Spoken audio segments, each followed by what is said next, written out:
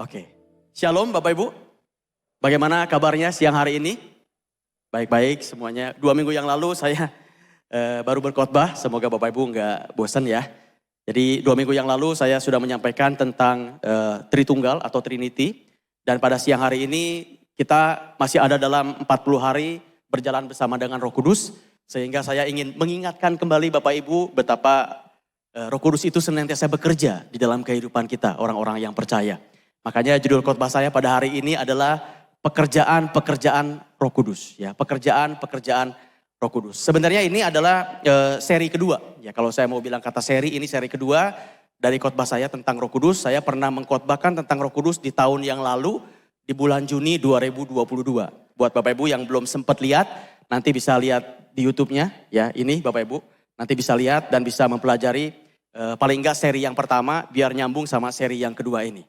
Kalau di seri yang pertama saya waktu itu bicara 2 poin utama Bapak Ibu. Yaitu yang pertama itu bukti bahwa Roh Kudus itu adalah Allah. Ya saya yakin Bapak Ibu kalau ditanya Roh Kudus itu Allah atau bukan. Saya yakin Bapak Ibu mayoritas akan menjawab ya betul itu adalah Allah. Ya tapi kalau disuruh menjelaskan bukti-buktinya apa, nah itu yang seringkali kita kesulitan. Semoga dengan di seri yang pertama nanti yang Bapak Ibu akan tonton, kalau memang belum nonton, Bapak Ibu bisa menjelaskan nanti kepada orang yang tanya. Lalu yang kedua, saya juga sudah membahas bukti bahwa Roh Kudus itu adalah seorang pribadi. Dan itu luar biasa, kita punya seorang pribadi. Ingat ya, pribadi dalam aspek manusia berarti dia punya pikiran, punya perasaan, dan punya kehendak. Oke, itu di seri yang pertama. Dan hari ini saya akan nyambung, ya, sesungguhnya ini adalah seri yang kedua tentang Roh Kudus. Kebetulan kita sedang ada dalam 40 hari berjalan sama Roh Kudus, ya biar Bapak Ibu makin mengerti, makin mengenal, dan bisa lebih sayang sama Roh Kudus gitu. Hari ini saya akan bicara 2 poin utama saja, boleh lihat slide-nya. Ya, hari ini saya akan bicara tentang pekerjaan Roh Kudus dalam diri orang percaya, khususnya fokus kepada aspek pada saat orang itu dipercaya atau pada saat orang itu beriman, diselamatkan, itu menjadi fokus saya. Apa sih yang Roh Kudus lakukan pada saat orang itu pertama kali percaya atau beriman kepada Tuhan Yesus. Itu yang pertama. Lalu yang kedua, apa sih yang dilakukan oleh Roh Kudus atau apa sih pekerjaan Roh Kudus kepada orang percaya setelah itu? Ya kita semua kan ada momen di mana kita mengaku Tuhan Yesus sebagai Tuhan dan Juru Selamat, kita diselamatkan, kita beriman. Tapi setelah itu kita tetap hidup dalam dunia ini, ya kan? Tapi sekarang bedanya kita sudah berubah status dari orang berdosa menjadi orang yang percaya. Nah pada saat kita menjadi orang yang percaya, Roh Kudus masih bekerja gak sih dalam diri kita? Kalau masih bekerja tentu saja jawabannya iya. Dan kalau masih bekerja, kira-kira pekerjaannya apa saja sih? Nah itu yang mau kita pelajari pada siang hari ini. Ya, saya tidak akan lama, mungkin Bapak Ibu bisa keluarkan catatan untuk bisa mencatat not-not yang penting. Oke, baik. Sekarang saya akan masuk ke poin yang pertama, yaitu apa sih pekerjaan Roh Kudus pada saat kita percaya, pada saat kita diselamatkan. Roh Kudusnya itu ngapain atau apa sih yang terjadi pada saat itu dalam diri kita, khususnya dalam konteks tentang Roh Kudus. Ingat ya, Roh Kudus itu adalah pribadi ketiga dari Allah Tritunggal. Seperti yang saya sudah sampaikan di khotbah 2 minggu yang lalu tentang Trinitas. Oke, yang pertama apa yang terjadi pada saat kita percaya, mengaku bahwa Yesus adalah Tuhan dan Juru Selamat kita. Yang terjadi yang pertama adalah Roh Kudus langsung tinggal di dalam diri kita. Langsung. Tidak nunggu besok, tidak nunggu lusa, tidak nunggu tahun depan, minggu depan. Tunggu kita sampai bertobat maksudnya sampai dosa-dosa kita nggak ada gitu ya. Enggak, pada saat kita terima Tuhan Yesus saat itu juga Roh Kudus langsung diam di dalam diri kita. Mari kita lihat sebuah ayat yang saya ambil dari Yohanes 14 ayat yang ke-17. Yohanes 14 ayat yang ke-17. Demikian firman Tuhan. Yaitu roh kebenaran. Dunia tidak dapat menerima dia. Sebab dunia tidak melihat dia dan tidak mengenal dia. Tetapi kamu mengenal dia. Ya kan, kita terima Tuhan Yesus, kita mengenal dia. Sebab ia menyertai kamu dan akan, ya disitu artinya Roh Kudus. Ya, sebab ia menyertai kamu, roh kebenaran itu Roh Kudus. Dan akan diam di dalam kamu. Jadi pada saat kita terima Tuhan Yesus, pekerjaan Roh Kudus adalah langsung diam di dalam diri kita. Entah Bapak Ibu waktu mendengar kata-kata ini biasa-biasa saja atau gimana. Tapi kalau buat saya, begitu tahu bahwa Roh Kudus, pribadi ketiga dari Allah sendiri, diam di dalam diri kita. Wow. Wow Bapak Ibu. Bayangkan Bapak Ibu, kita punya Allah, ya Allah ketiga, Roh Kudus di dalam diri kita. Itu yang pertama yang terjadi pada saat kita terima Tuhan Yesus. Lalu apa yang kedua yang terjadi? Atau apa pekerjaan Roh Kudus yang kedua pada saat kita terima Tuhan Yesus? Yang kedua adalah Roh Kudus akan dipakai Kristus untuk membaptis kita. Roh Kudus akan dipakai oleh Kristus untuk membaptis kita. Jadi pada saat kita percaya, kita dibaptis langsung oleh Roh Kudus. Kalau Bapak Ibu ingat, Yohanes Pembaptis waktu itu membaptisnya dengan air. Tapi Tuhan Yesus membaptis kita dengan Roh Kudus. Mari kita lihat 2 buah ayat untuk menegaskan hal tersebut. Yang pertama dari Matius 3 ayat yang ke-11. Ya, Matius 3 ayat yang ke-11. Demikian firman Tuhan. Aku membaptis kamu dengan air. Aku di sini Yohanes Pembaptis. Yohanes Pembaptis membaptis kamu dengan air sebagai tanda pertobatan. Tetapi ya di sini Yohanes Pembaptis memasukkan Tuhan Yesus. Ia, Yesus yang akan datang kemudian daripadaku, lebih berkuasa daripadaku. Dan aku tidak layak melepas kasutnya. Ia, Tuhan Yesus akan membaptis kamu dengan Roh Kudus. Jadi Tuhan Yesus akan membaptis kita dengan Roh Kudus dan dengan api. Kalau Yohanes Pembaptis zaman itu membaptisnya dengan air. Oke. Markus 1 ayat yang ke-8, demikian firman Tuhan. Aku, di sini kembali Yohanes Pembaptis, aku membaptis kamu dengan air, tetapi ia, Tuhan Yesus, akan membaptis kamu dengan Roh Kudus. Nah, ini hal yang kedua yang terjadi pada saat kita diselamatkan, pada saat kita terima Tuhan Yesus. Bahwa kita langsung dibaptis oleh Yesus dengan Roh Kudus. Ya, kata-kata kuncinya adalah dibaptis oleh Yesus dengan Roh Kudus. Oke, dengan Roh Kudus. Jadi kita langsung dibaptis dengan Roh Kudus. Poin yang ketiga, apa yang terjadi pada saat kita percaya, terima Tuhan Yesus, apa pekerjaan Roh Kudus? Yang ketiga adalah Roh Kudus akan dipakai untuk memateraikan orang percaya. Nah, ini juga hal yang luar biasa. Jadi kita langsung dimateraikan sebagai orang yang percaya. Bapak Ibu tahu ya, zaman sekarang kalau fungsi materai itu untuk apa? Kalau kita ada perjanjian, jual beli, perjanjian apa, kita pakai materai. Materai itu gunanya apa? Sebagai jaminan, sebagai tanda bukti, tanda apapun bahwa kita confirm, kita betul-betul setuju dengan apapun perjanjiannya. Itu materai. Kalau kita sampai melanggar, ya nanti ada hukuman secara hukum. Nah, yang digunakan dalam, nanti ayat akan kita baca, Roh Kudus itu dianalogikan seperti materai. Kita dimateraikan sebagai orang percaya pada saat kita sudah terima Tuhan Yesus sebagai Tuhan dan Juru Selamat. Ya, mari kita lihat ayatnya. Jadi fungsi Roh Kudus atau pekerjaan Roh Kudus yang ketiga adalah Roh Kudus akan dipakai untuk memateraikan orang percaya. Kita lihat ayatnya.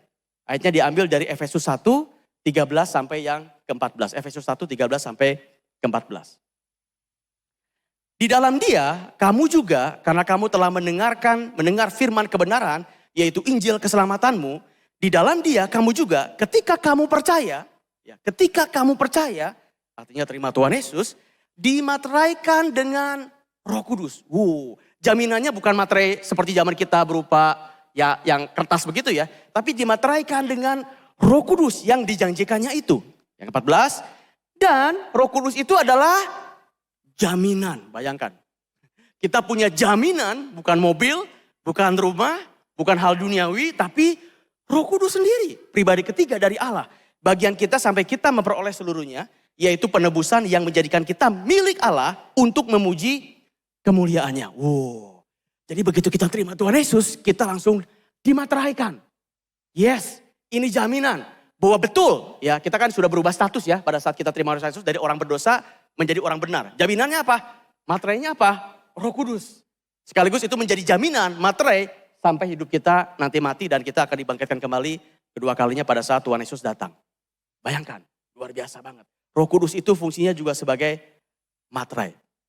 Nah, memang kita seringkali agak rancu dengan berbagai istilah ya. Ada baptisan Roh Kudus, ada penuh dengan Roh Kudus, ada dimateraikan dengan Roh Kudus dan lain sebagainya. Nah, itu mungkin kapan-kapan kita bisa diskusi tentang hal itu. Itu adalah pekerjaan Roh Kudus dalam diri orang percaya pada saat orang itu diselamatkan atau pada saat orang itu percaya. Oke, boleh lihat slide-nya? Jadi poin pertama kita sudah selesai. Kalau saya rangkum sedikit poin pertama, jadi pada saat kita percaya, mengaku Tuhan Yesus sebagai Tuhan dan Juru Selamat, 3 hal ini yang terjadi. Yang pertama, Roh Kudus diam di dalam diri kita. Amin. Yang kedua, kita dibaptis oleh Roh Kudus.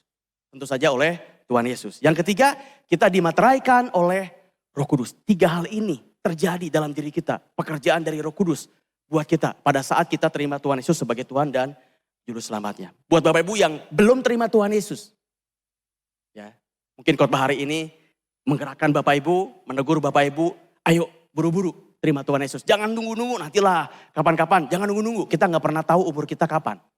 Ya mumpung masih ada kesempatan, mari kita terima Tuhan Yesus. Dan kalau Bapak Ibu terima Tuhan Yesus, 3 hal itu yang akan terjadi. Oke, sekarang saya akan masuk ke poin nomor 2. Poin nomor 2 adalah, apa sih pekerjaan Roh Kudus setelah kita menjadi orang percaya? Nah ini, mungkin yang paling penting buat kita saat ini, saya yakin Bapak Ibu, saya aminkan semuanya sudah terima Tuhan Yesus, sudah menjadi orang percaya. Oleh karenanya, kita pengen tahu apa sih pekerjaan Roh Kudus buat kita setelah kita menjadi orang percaya.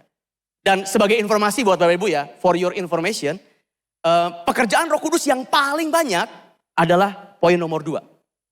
Jadi Roh Kudus kalau bahasa kantor ya, Roh Kudus paling sibuk itu pada saat kita sudah menjadi orang percaya. Dan menurut saya ini kabar baik loh. Kabar baiknya apa? Berarti kita tidak ditinggalkan. Kita enggak cuman dijamah, digarap oleh Roh Kudus pada saat kita hanya untuk terima Tuhan Yesus saja, tidak. Tapi setelah itu kita nggak ditinggalkan. Bahkan pekerjaan Roh Kudus yang paling banyak, Roh Kudus paling sibuk pada saat kita sudah menjadi orang percaya. Wah, buat saya itu salah satu tanda bukti bahwa kita tidak pernah ditinggalkan oleh Tuhan kita.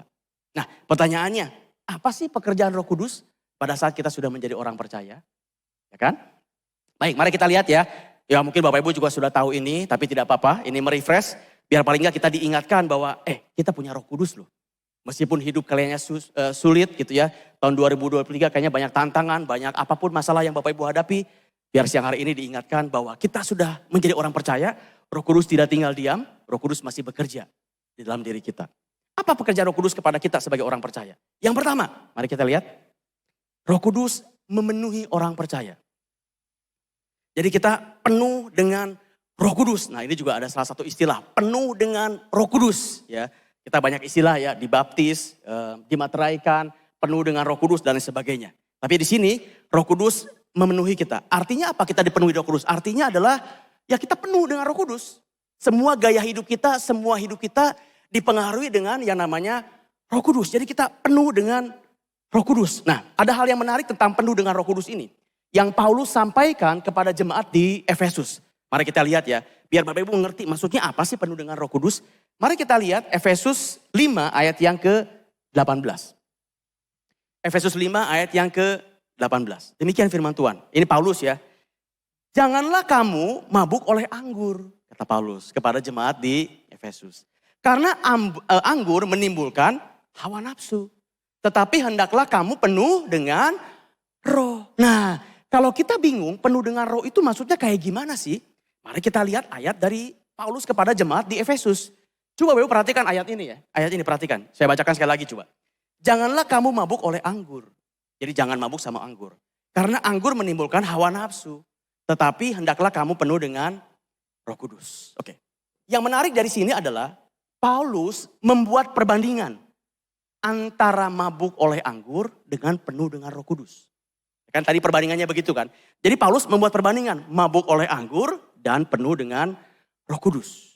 Paulus membuat perbandingan seperti itu. Pertanyaannya begini. Apa sih yang terjadi pada saat kita mabuk?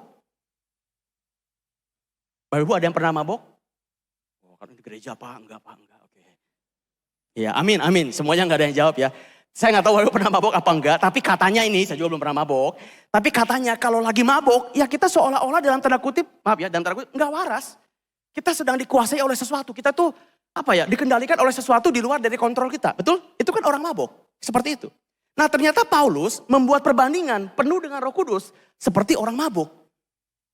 Jadi kalau gitu yang namanya penuh dengan Roh Kudus sama seperti orang mabuk. Sebentar, saya belum selesai. Nanti saya jelaskan ya, Bapak Ibu jangan salah sangka nih. Penuh dengan Roh Kudus sama seperti orang mabuk. Dalam konteks apa? Dalam konteks adalah ya dikuasai. Dikuasai oleh sesuatu sehingga seolah-olah kita sedang tidak sadar. Sama seperti orang mabuk. Ya kan? Orang mabuk kan dia seolah nggak sadar. Dikuasai oleh sesuatu. Ternyata penuh dengan Roh Kudus pun seolah-olah kita nggak sadar. Kita dipenuhi oleh sesuatu. Itu kan arti ayat tadi. Karena dibandingkan dengan mabuk oleh anggur. Nah pertanyaannya sesuatu itu apa? Kalau dalam konteks mabuk, sesuatu itu adalah, boleh lihat lagi ayatnya, ditampilkan. Sesuatu itu dalam konteks orang mabuk adalah hawa nafsu. Jadi pada saat kita mabuk, kita nggak sadar, kita dikendalikan oleh sesuatu namanya hawa nafsu. Itu kalau kita konteksnya mabuk. Ya. Nah perbedaannya kalau kita penuh dengan Roh Kudus, persamaannya adalah kita juga seolah nggak sadar, kita dikuasai oleh sesuatu, Tapi kalau dalam konteks penuh dengan Roh Kudus, kita itu sesuatunya adalah ya Roh Kudus. Kita dikuasai oleh Roh Kudus, kita dikuasai oleh buah-buah roh. Wow. Seolah-olah hidup kita itu, maaf dan tanda kutip ya, nggak sadar karena kita betul-betul dikuasai oleh sesuatu. Dalam hal ini adalah buah-buah roh. Itu fungsi Roh Kudus yang pertama. Kita pada saat sudah menjadi orang percaya, Roh Kudus penuh di dalam diri kita. Kita dikuasai oleh sesuatu. Dalam hal ini adalah Roh Kudus. Itu pekerjaan Roh Kudus yang pertama. Mari kita lihat pekerjaan Roh Kudus yang kedua.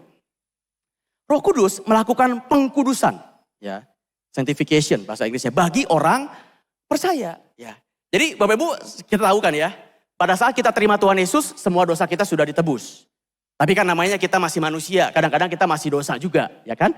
Misalnya sebelum kita terima Tuhan Yesus, kita orangnya pemarah, seringkali marah. Wah, setiap hari bisa marah. Tapi setelah kita bertobat terima Tuhan Yesus, tentu ada perubahan. Tapi kan seringkali enggak drastis toh. Ya ada juga yang tiba-tiba langsung drastis, ada juga. Saya tidak bilang itu tidak ada. Tapi kebanyakan di antara kita, ya perubahannya pelan-pelan. Kalau dulu setiap hari marah, sekarang ya seminggu sekali. Masih ada tapi udah berkurang. Lama-lama 2 minggu sekali, lama-lama ya kita sama sekali jadi orang pemarah. Itu namanya proses pengkudusan. Proses pembentukan yang namanya karakter. Ya kan, yang namanya karakter. Nah seperti yang tema kita adalah karisma dan karakter. Nah karakter itu perlu proses. Perlu proses, tidak ada yang tiba-tiba, tapi perlu proses. Salah satu tugas Roh Kudus adalah melakukan itu dalam diri kita. Mengkuduskan kita. Oke, coba mari kita lihat ayatnya. Di 2 Tesalonika 2 ayat yang ke-13, demikian firman Tuhan.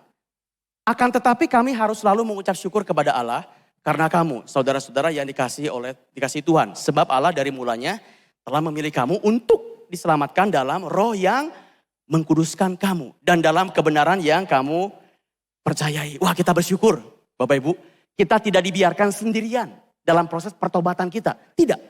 Salah satu fungsi Roh Kudus buat kita adalah dia terus bekerja melakukan pengkudusan. Melakukan perubahan gaya hidup kita. Melakukan perubahan pertobatan kita. Kita tidak pernah ditinggalkan oleh Roh Kudus. Itu sebab namanya Roh Kudus. Karena dia fungsinya salah satu adalah mengkuduskan kita. Saya cuplik dari sebuah buku, ya Bapak Ibu ini buku yang pernah saya baca, boleh lihat slide-nya. Kenapa Roh Kudus itu dikatakan namanya itu Roh Kudus gitu. Ya saya baca dari sebuah buku judulnya Who is the Holy Spirit. Pengarangnya adalah R.C. Sproul. Dia bilang begini. Di antara pribadi-pribadi Trinitas, kita sudah belajar itu 2 minggu yang lalu. Roh adalah aktor utama yang bekerja untuk pengkudusan kita. Memungkinkan proses di mana kita menjadi serupa dengan gambar Kristus dan dikuduskan. Jadi alasan utama mengapa Roh Kudus disebut Roh Kudus adalah karena tugas khususnya yakni untuk memungkinkan para pengikut Kristus, kita semua orang-orang percaya, dalam pencarian mereka akan kekudusan. Itu sebabnya namanya Roh Kudus. Karena fungsinya terus membuat kita makin lama makin kudus. Makin lama makin jauh dari yang namanya dosa. Oke, itu pekerjaan Roh Kudus nomor 2 buat kita orang yang percaya. Pekerjaan Roh Kudus nomor 3. Saya cuma punya 5 aja kok, tenang. Cuma punya 5. Ya enggak 20, enggak, cuma 5 aja. Kita masuk ke poin nomor 3. Boleh lihat slide-nya? Pekerjaan Roh Kudus buat orang percaya nomor 3 adalah Roh Kudus mengajar orang percaya. Ini juga buat saya wow banget. Roh Kudus mengajar orang percaya. Coba mari kita lihat ayatnya ya. Yohanes 14 ayat yang ke-26. Demikian firman Tuhan. Tetapi penghibur yaitu Roh Kudus yang akan diutus oleh Bapa dalam namaku. Dialah artinya Roh Kudus yang akan mengajarkan segala sesuatu kepadamu. Yang akan mengajarkan segala sesuatu kepadamu dan akan mengingatkan.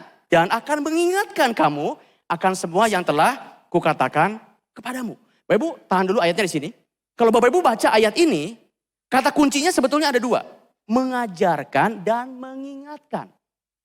Jadi fungsi Roh Kudus buat orang percaya adalah kata kuncinya 2. Mengajarkan dan mengingatkan.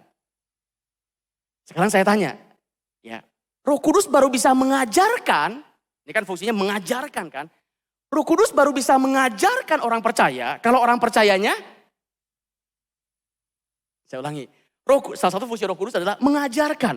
Roh Kudus baru bisa mengajarkan orang percaya kalau orang percayanya belajar. Ya kan? Kalau orang percayanya nggak pernah belajar, gak pernah baca firman Tuhan, gak pernah belajar firman Tuhan, ya Roh Kudus mau ngajarin apa? Paham maksud saya? Jadi ya tentu saja Roh Kudus akan mengajarkan kita, tapi kita juga kan harus melakukan sesuatu. Dalam hal ini adalah kita harus belajar supaya bisa diajar. Kalau kita nggak pernah belajar, nggak ada sesuatu yang bisa diajar. Itu satu. Kata kunci yang kedua adalah Roh Kudus mengingatkan. Ya kan? Roh Kudus mengingatkan apa yang Tuhan Yesus pernah katakan kepada kita atau firman-Nya. Sekarang saya tanya, kalau Roh Kudus mengingatkan, berarti apa orang percaya? Kalau tadi Roh Kudus mengajar, berarti orang percaya harus belajar, baru bisa diajar. Yang kedua, Roh Kudus mengingatkan, berarti harus ada sesuatu yang ada dalam benaknya orang percaya, baru bisa diingatkan. Kalau nggak pernah ada yang masuk ke dalam benak orang percaya, dalam otak orang percaya, dalam memori orang percaya, maka nggak ada yang bisa diingetin sama Roh Kudus. Ya kan? Misalkan Bapak Ibu sedang kesulitan, sedang penuh dengan beban, berharap Roh Kudus mengingatkan gitu. Tapi selama ini Bapak Ibu nggak pernah baca firman Tuhan, nggak pernah belajar firman Tuhan. Jadi pada saat kesulitan datang, berharap Roh Kudus mengingatkan, ya nggak ada yang bisa diingetin. Ya kan? Begitu dicari di otaknya, otaknya kosong, iya mah naon gitu. Nggak ada isi apa-apa, otaknya gimana? Nggak ada yang bisa diingetin. Jadi supaya Roh Kudus bisa mengingatkan, harus punya sesuatu yang untuk diingatkan. Dalam hari ini adalah kita harus belajar, kita harus membaca firman Tuhan. Supaya pada saat kita sedang punya masalah, punya apapun, kita ingat Roh Kudus mengingatkan firman Tuhan. Saya yakin Bapak Ibu kalau saya minta Bapak Ibu bersaksi atau angkat tangan, saya yakin Bapak Ibu pernah mengalami hal itu bukan? Pada saat kita sedang penuh dengan beban, pada saat kita sedang punya masalah, tiba-tiba kita diingatkan sebuah ayat kah? Sebuah firman Tuhan kah? Sehingga kita bisa menjadi, aduh terima kasih Tuhan, saya diberikan kekuatan. Itu Roh Kudus mengingatkan kita. Kalau memang ayatnya ada dalam otak kita, kalau ayatnya ada dalam memori kita, kalau nggak ada ya nggak ada yang bisa diingetin. Jadi Roh Kudus memang fungsinya mengajar dan mengingatkan, tapi juga ada tanggung jawab kita untuk belajar dan memasukkan sesuatu dalam otak kita. Itu tugas yang ketiga. Saya masuk ke tugas yang keempat.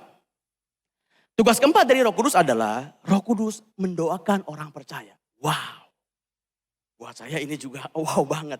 Roh Kudus mendoakan orang percaya. Mari kita coba lihat ayatnya, nanti kita bahas. Roma 8 ayat yang ke-26. Ya, Roma 8, 26. Demikian firman Tuhan. Demikian juga Roh membantu kita dalam kelemahan kita. Sebab kita tidak tahu bagaimana sebenarnya harus berdoa. Tetapi Roh sendiri berdoa kepada kita, kepada Allah. Dengan keluhan-keluhan yang tidak terucapkan. Wow. Bapak Ibu, mungkin Roh Kudus gak pernah bilang sama Bapak Ibu ya. Tapi percayalah, dia sering banget berdoa buat Bapak Ibu. Percayalah dia sering banget berdoa buat Bapak Ibu. Mungkin gak pernah bilang, tapi percaya. Dia itu sering kali berdoa kepada Allah Bapa. Ya kan Bapak Ibu, mungkin Bapak Ibu juga sering merasakan kan. Kalau Bapak Ibu sedang, dalam beban yang begitu berat, tantangan yang begitu berat. Bapak Ibu masuk ke ruang doa, Bapak Ibu mau berdoa. Kadang-kadang kita nggak bisa ngomong. Kita udah nggak tahu mau ngomong apa, kita bisanya cuma nangis aja. Nangis aja, karena kita udah bingung mau ngomong apa, saking beratnya beban itu. Saking beratnya tantangan itu, Bapak. Kita udah bingung mau ngomong apa. Tapi Bapak Ibu waktu Bapak Ibu menangis, nggak bisa ngomong. Pada saat itu Roh Kudus berdoa buat Anda. Dengan keluhan-keluhan yang tidak terucapkan kepada Allah Bapa. Itu fungsi Roh Kudus buat kita sebagai orang percaya. Buat saya poin keempat ini luar biasa banget. Dia berdoa buat saya. Tak kalah saya udah gak bisa ngomong. Udah gak bisa berdoa lagi. Tapi Roh Kudus yang mewakili saya kepada Allah Bapa dan dia berdoa buat saya. Pekerjaan yang terakhir, pekerjaan nomor 5. Saya singkat aja yang hari ini. Yang nomor 5 adalah pekerjaan Roh Kudus buat kita orang percaya. Roh Kudus menolong atau membela atau menghibur kita orang percaya. Roh Kudus menolong, membela, menghibur kita sebagai orang percaya. Mari kita coba lihat ayatnya. Yohanes 14 ayat yang ke-16 ya, 14 ayat yang ke-16. Demikian firman Tuhan. Aku di sini Yesus meminta kepada Bapa, Ia akan memberikan kepadamu, Bapa akan memberikan kepadamu, kepada kita seorang penolong. P-nya huruf besar. Seorang penolong yang lain supaya Ia menyertai kamu selama-lamanya. Jadi Tuhan Yesus berdoa buat Allah Bapa, minta supaya Allah Bapa mengirimkan seorang penolong. Ini kita sudah bahas dalam Tritunggal di 2 minggu yang lalu ya. Seorang penolong kepada kita. Nah, Bapak Ibu, kata penolong di sana yang pakai P huruf besar, itu kalau dalam bahasa aslinya, dalam bahasa Yunaninya namanya Parakletos. Itu bahasa Yunaninya. Oleh LAI diterjemahkan penolong. Ya, Parakletos diterjemahkan penolong. Tapi sebetulnya Parakletos itu juga bisa diterjemahkan penghibur, penasehat, pembela. Jadi Roh Kudus buat kita orang percaya, dia adalah penolong, penghibur, penasehat, dan pembela. Siapa di antara Bapak Ibu yang mau ditolong oleh Allah Bapa? Siapa di antara Bapak Ibu yang mau dihibur oleh Allah sendiri? Siapa di antara Bapak Ibu yang mau dinasihati oleh Allah? Siapa di antara Bapak Ibu yang mau dibela oleh Allah? Roh Kudus sudah ada dalam diri Bapak Ibu. Dan dia akan melakukan penolongan, pembelaan, penasehatan buat kita sebagai orang percaya. Wah, buat saya juga, bayangkan Bapak Ibu, ini Allah sendiri loh. Ini bukan roh yang lain, ini bukan roh Allah, Roh Kudus. Kalau dalam perjanjian lama disebutnya roh Tuhan. Tuhannya pakai huruf besar. Yahweh. Itu dalam diri kita sebagai orang yang percaya. Itu pekerjaan Roh Kudus buat kita sebagai orang yang percaya. Oke, saya akan rangkum. Khotbah saya tidak lama siang hari ini. Saya akan rangkum Bapak Ibu supaya Bapak Ibu lebih paham apa yang kita pelajari. Jadi hari ini saya membahas 2 pekerjaan Roh Kudus buat kita sebagai orang percaya. Boleh lihat slide-nya? Yang pertama, Roh Kudus bekerja pada saat kita percaya, ada 3 poin. Ya, pada saat kita percaya, mengaku Tuhan Yesus sebagai Tuhan dan Selamat, diselamatkan. Roh Kudus bekerja, 1, Roh Kudus langsung tinggal di dalam diri kita. Yang kedua, Roh Kudus akan dipakai oleh Kristus, Tuhan Yesus, untuk membaptis kita. Yang ketiga, Roh Kudus akan dipakai untuk memateraikan orang percaya. Itu pekerjaan Roh Kudus pada saat kita berkata atau mengaku Tuhan Yesus sebagai Tuhan dan Selamat. Tapi pada saat kita sudah menjadi orang percaya, ya bertobat terima Tuhan Yesus, inilah 5 pekerjaan yang Roh Kudus lakukan buat kita. Yang pertama, Roh Kudus memenuhi kita. Roh Kudus melakukan pengudusan buat kita. Roh Kudus mengajar kita. Roh Kudus mendoakan kita. Dan Roh Kudus menolong, membela, menghibur kita sebagai orang percaya.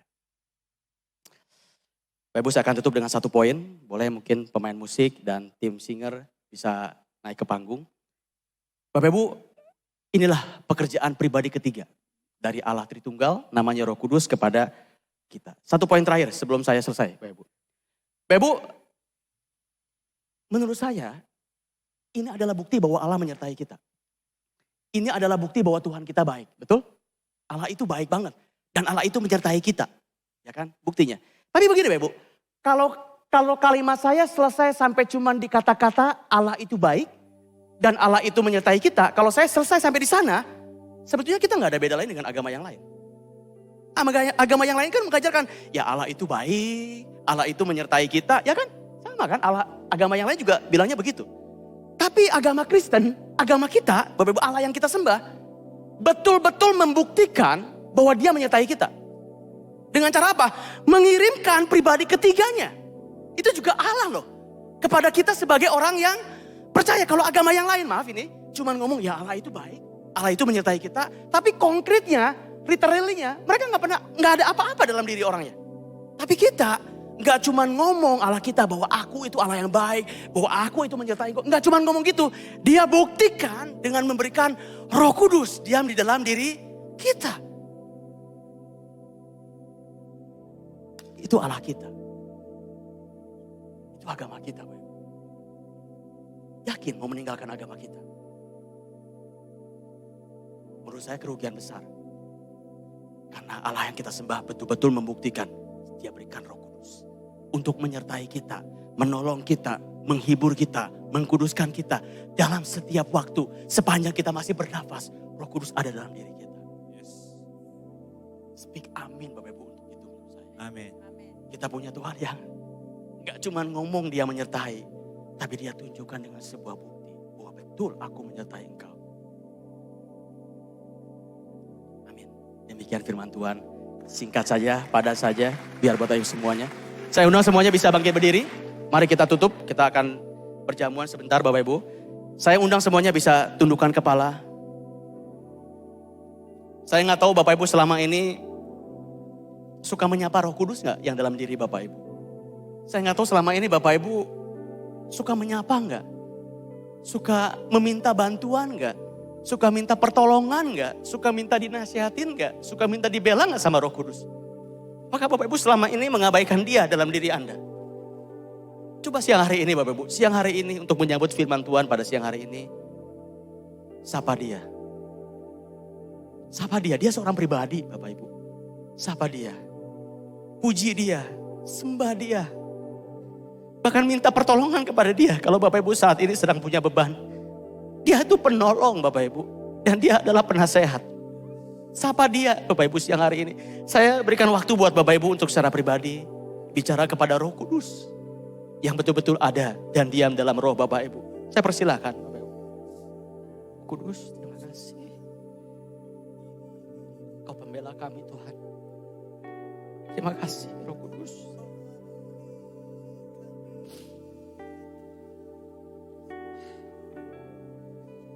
Terima kasih Roh Kudus. Kemanapun anakmu pergi, engkau juga ikut.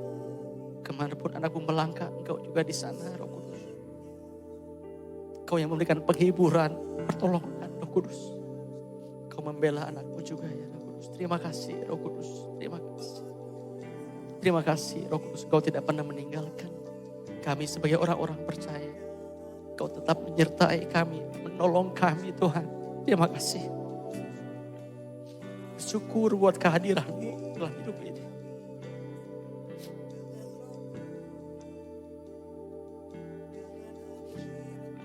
Tak kala kami nggak tahu apa yang mesti kami lakukan, kami diingatkan bahwa kami punya penolong.